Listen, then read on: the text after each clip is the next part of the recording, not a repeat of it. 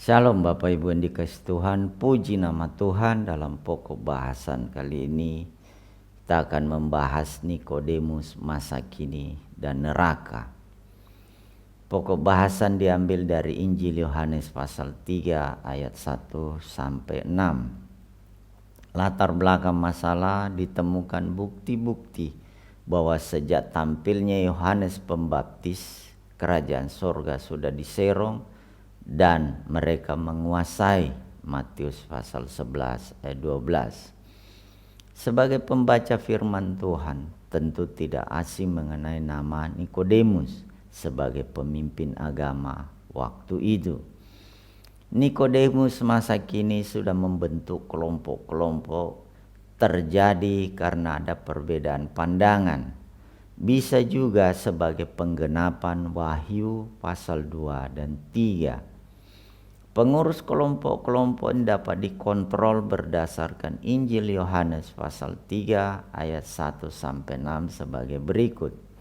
Ayat 5, jawab Yesus, "Aku berkata kepadamu, sesungguhnya jika seorang tidak dilahirkan dari air dan roh, ia tidak dapat masuk ke dalam kerajaan Allah." Ayat 6, apa yang dilahirkan dari daging adalah daging, dan apa yang dilahirkan dari roh adalah roh. Pentahiran dengan air dan pergantian hati serta roh manusia sudah disampaikan oleh Yehezkiel pasal 36 ayat 25 sampai 27. Ayat 25, Yehezkiel mengatakan bahwa cara pentahiran yaitu mencurahkan air. Selanjutnya ada pergantian roh dan hati manusia lama menjadi manusia baru. Ayat 26. Yehezkiel tidak menjelaskan cara mengganti roh manusia lama. Tuhan Yesus menjelaskan cara mengganti hati manusia lama, yaitu pentahiran dengan cara harus lahir dari air. Selanjutnya mengganti roh manusia lama dengan cara Roh Kudus melahirkan roh manusia baru.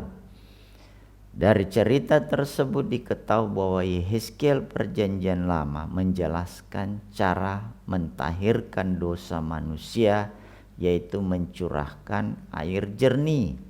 Tuhan Yesus dalam perjanjian baru menjelaskan cara mentahirkan dosa manusia, yaitu lahir dari air.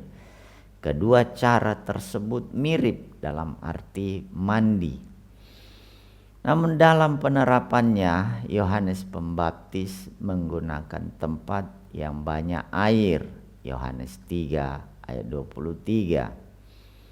Mengenai masih banyak orang percaya belum melakukan seperti Tuhan Yesus anjurkan, itulah kesalahan Nikodemus yang tidak mengikuti anjuran Tuhan Yesus.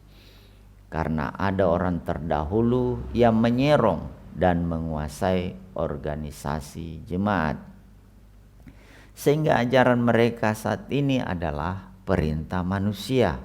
Matius 15 ayat 9, Markus 7 ayat 7, Kolose pasal 2 ayat 22. Celakanya orang lain juga terseret dalam maut oleh karena memutarbalikkan firman Tuhan. 2 Petrus 3 ayat 16. Haleluya, gelombang gerakan orang awam lahir dari air dan roh semakin berkembang. Hal itu dibuktikan dengan adanya kelompok doa bahasa roh dari berbagai denominasi. Gerakan inilah yang akan mempermalukan Nikodemus masa kini. Kesimpulan, cara penyucian atau pentahiran dengan air, yaitu airnya harus banyak. Yohanes 3:23. Cara mengganti roh manusia lama, yaitu Roh Kudus melahirkan roh manusia baru. Yohanes 3:6. Bila mana Nikodemus masa kini tidak mau lahir dari air dan roh, maka neraka tempat peristirahatan terakhir, termasuk mereka yang mengikuti jejaknya.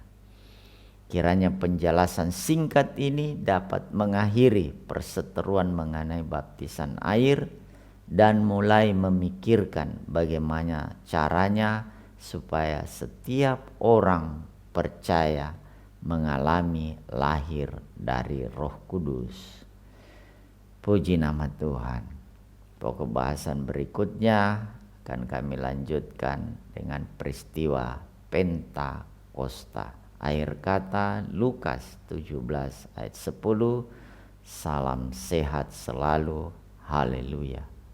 Amin.